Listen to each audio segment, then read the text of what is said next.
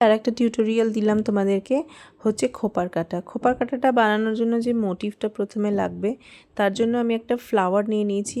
এই ফ্লাওয়ারটা অবশ্যই কটনের কাপড় দিয়ে বানানো, এবং একটা ছোট্ট টুকরো জুটের মধ্যে একটা কড়ি এবং একটা কটন বল ভরে আমি এরকমভাবে পেঁচিয়ে নিলাম ফেভিকলের সাহায্যে।